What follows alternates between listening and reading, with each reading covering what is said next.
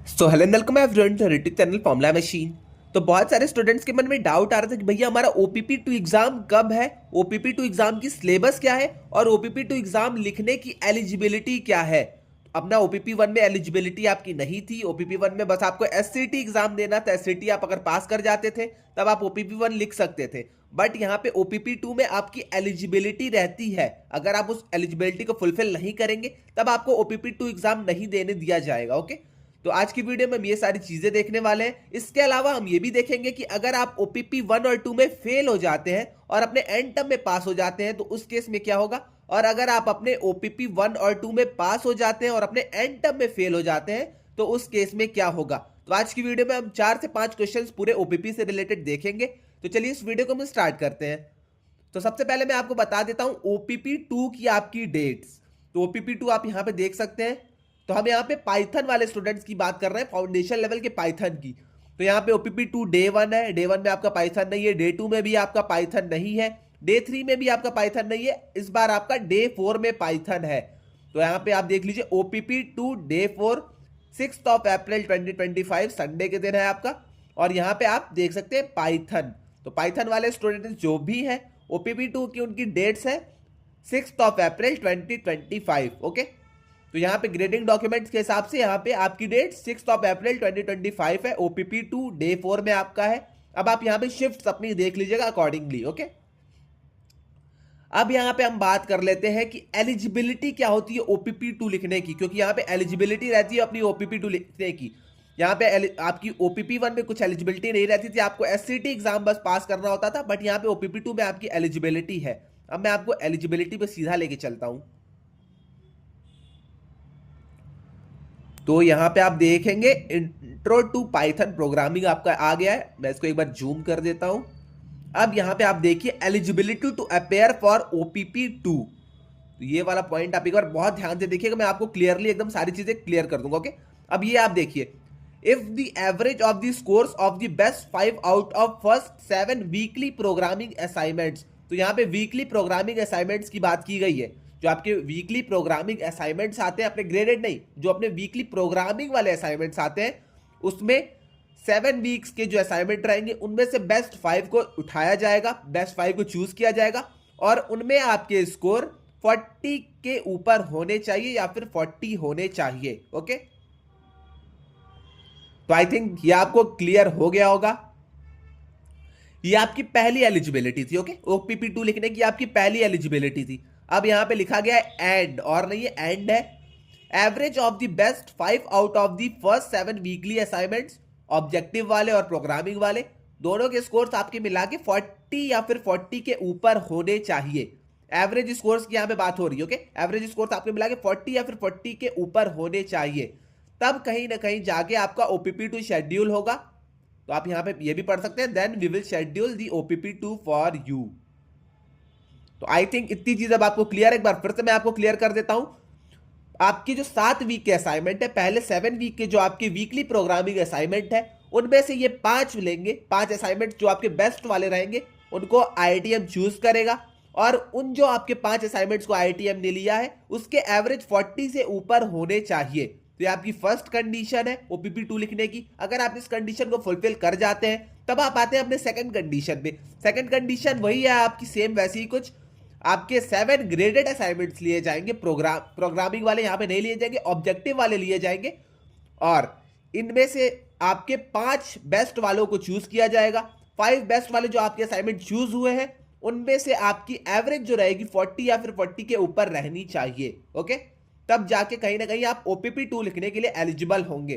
तो इन सबको अगर समराइज हम करते हैं तो एक ही पॉइंट में समराइज हो जाता है। आप ये बस पढ़ लीजिए, average of the best 5 out of the first 7 weekly assignments, objective आपका हो गया, प्रोग्रामिंग हो गया, इन सब में मिला के आपके 40 के ऊपर रहने चाहिए कैसे भी करके। ओके, तब यहां पे आपका then we will schedule the OPP two for you, if you do not satisfy this we will not schedule OPP two for you. तो आप ये देख सकते हैं यहां पे।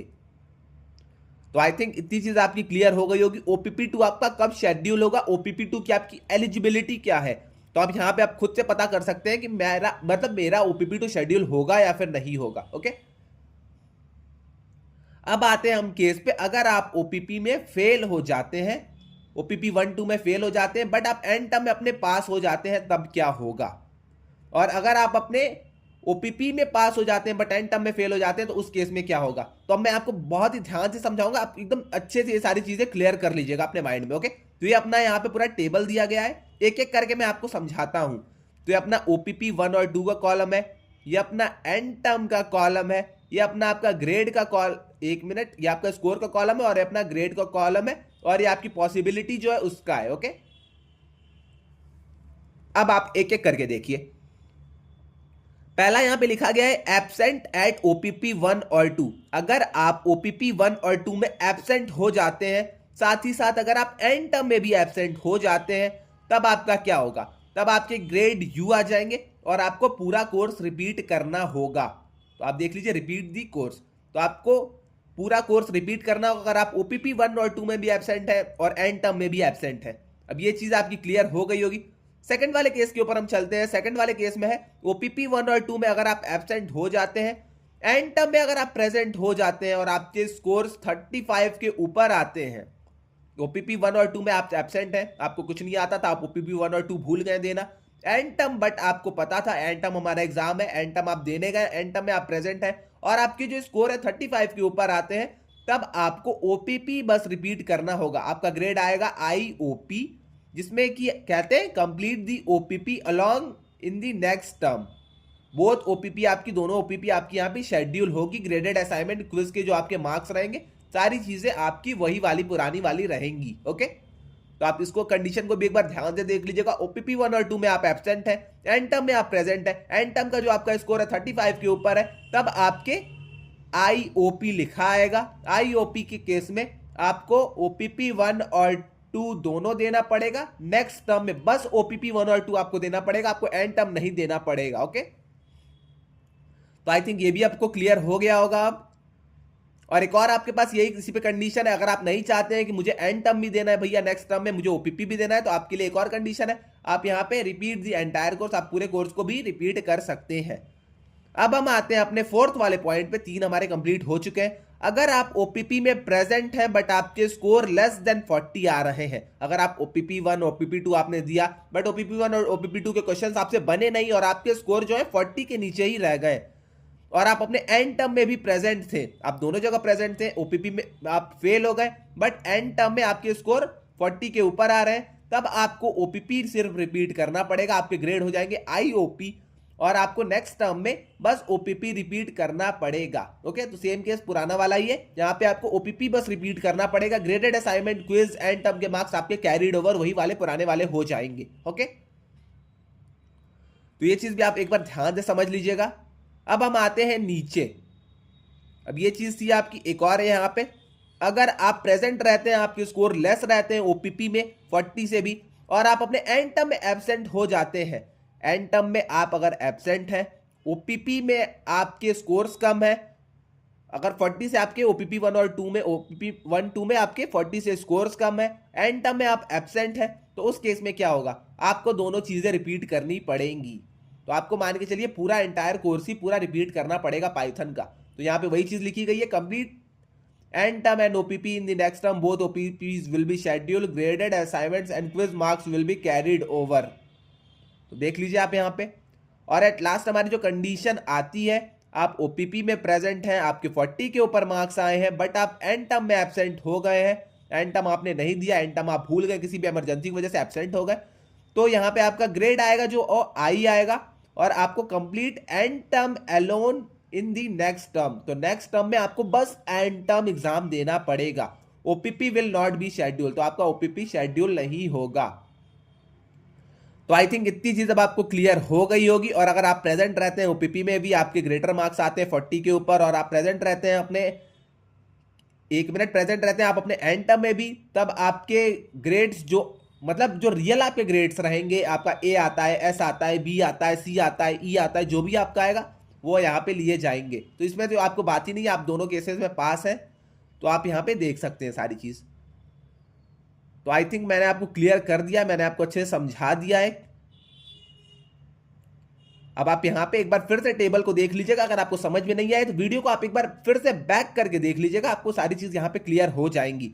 यहाँ पे ओपीपी 1 और 2 का केस था, एंड टर्म था यहाँ पे आपका स्कोर था आपका, यहाँ पे आपका ग्रेड था, और पॉसिबिलिटी क्या थी कि आपका क्या क्या पॉसिबिलिटी रहेगी उस केस में। ओके, तो आई थिंक आपको सारी चीज क्लियर हो गई होगी। और कुछ लोग पूछेंगे भैया OPP2 का सिलेबस क्या है, तो OPP2 में मैं आपको जहां तक सजेस्ट करूंगा, आप 1 से लेके 8 वीक तक तो पढ़िए ही पढ़िए, और 9th वीक को भी अच्छे से पढ़ के आप जाइएगा, क्योंकि एक वीक का कंटेंट आपका रहता है 9th वीक, तो 9th वीक भी आप अच्छे से कैसे भी करके पढ़ लीजिएगा। तो फर्स्ट वीक से लेके 9th वीक तक आप पढ़ लीजिएगा, क्योंकि समराइज मतलब ज्यादातर टॉपिक्स आपके सिमिलर ही रहते हैं 8th वीक से, तो आप ये सारी चीजें अच्छे से पढ़ के जाइएगा। ओके, तो OPP2 में आप फर्स्ट वीक से लेके 9th वीक का पूरा सिलेबस पढ़ लीजिएगा, सारे वहां के असाइनमेंट्स आप कर लीजिएगा, प्रोग्रामिंग वाले असाइनमेंट्स कर लीजिएगा, डिक्शनरीज के जो आपके क्वेश्चंस रहते हैं वो आप कर लीजिएगा, पैलिंड्रोम वाले क्वेश्चन कर लीजिएगा, उसके अलावा आपकी लिस्ट वाले जो क्वेश्चंस रहते हैं वो आप सारी चीजें कर लीजिएगा, अपेंड वाले जो आपके क्वेश्चंस आते हैं वो सारी चीज कर लीजिएगा, मैट्रिक्स वाले क्वेश्चन आप कर लीजिएगा। ये सारी चीज आप करके अगर जाते हैं OPP2 में, तो आप OPP2 कैसे ना कैसे भी करके पास हो जाएंगे। ओके, तो आई थिंक आपको सारी चीज क्लियर हो गई होगी। अब अगर इसके रिगार्डिंग कोई भी डाउट आता है आपका, तो आप आके कमेंट सेक्शन में मुझसे पूछ सकते हैं, वरना आप इंस्टा या लिंक्डइन में मुझे DM कर दीजिएगा, मैं वहां पे भी इन सारी चीजों का आंसर कर दूंगा। तो आज के लिए बस इतना ही। अगर आपने चैनल को अब तक सब्सक्राइब नहीं करा है, तो चैनल को आज सब्सक्राइब कर लीजिएगा आप। ओके, तो चैनल को सब्सक्राइब करते जाइएगा। अगर आपको कोई भी डाउट आता है तो आप आके मुझसे पूछ सकते हैं। तो आज के लिए बस इतना ही, मिलते हैं नेक्स्ट वीडियो में। Till then bye bye.